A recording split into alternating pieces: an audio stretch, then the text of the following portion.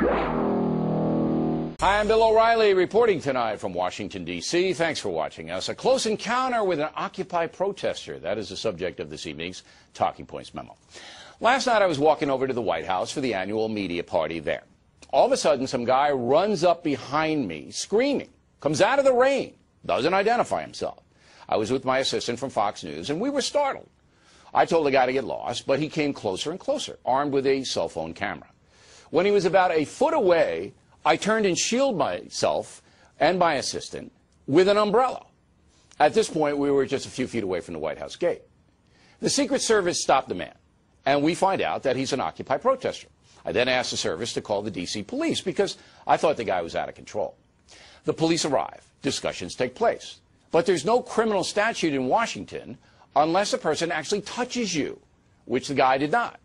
Okay, so we've heard O'Reilly's version of the story, which I'm sure he would not even be talking about unless there was the cell phone footage that is already all over the place, and so he feels like he has to address it and make up these excuses. And what he's doing is, notice how he didn't show any of the clips, even though they're posted all over online. What he's doing is he's hoping that his audience is too stupid to actually go look up the video, because then you can tell how full of shit he is. Here's the video. You at Gingrich's fundraiser?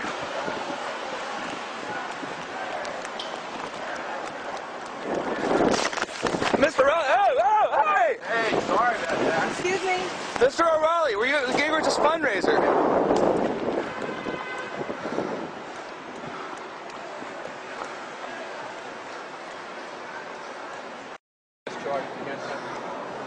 Sir, I did not do anything. I said, Mr. O'Reilly, were you at Gingrich's fundraiser? And he hit me with his umbrella.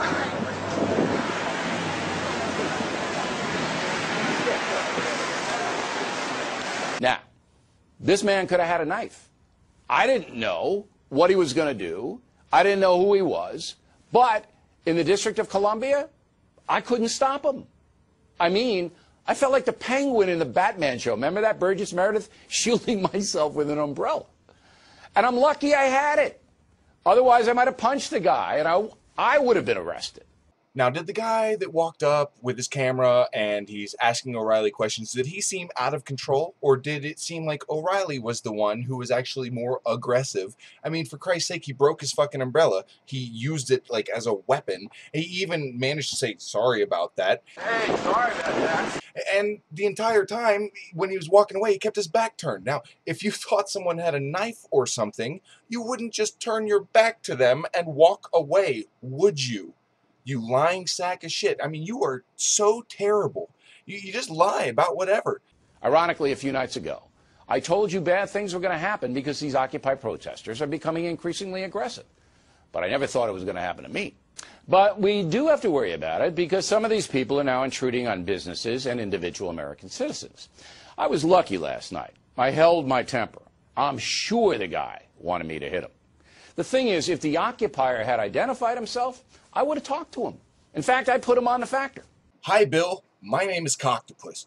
I am identifying myself so that you will talk to me. Put me on the factor. Put me on your show. I'm fucking begging you. I'm begging you, because I got a lot of shit I want to say to you. But running at somebody in the dark screaming is, in my opinion, a threatening situation, and there ought to be a law. You sat there and hit the guy with your umbrella because you didn't like the fucking fact that, I don't know, someone was talking to you or asking you questions. The same, by the way, the same tactic that you use with your fucking producers' ambush journalism on your show all the time. Here's a few examples. Reverend Wright, Dan Bang with Fox News with the O'Reilly Factor. I wanted to know how you feel about the election. Reverend Wright? Reverend Wright, how do you feel about the way you've been treated in the press? That's not wonderful. How do you think O'Reilly's been treating you, Reverend Wright? Reverend Wright, now that Barack Obama is president, is it still goddamn America or is it God bless America? Now that Reverend... Please read Stephen Kinzer. Professor Churchill, let me just ask you a simple question.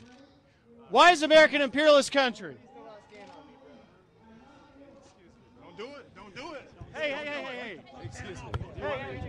Hey. Okay. Look at. Get off the mic. You're going to have to abide by the rules. Professor Churchill, talk to me. You guys quit touching people. Why is he afraid to talk to me? How do you feel about being the centerpiece of this presidential election?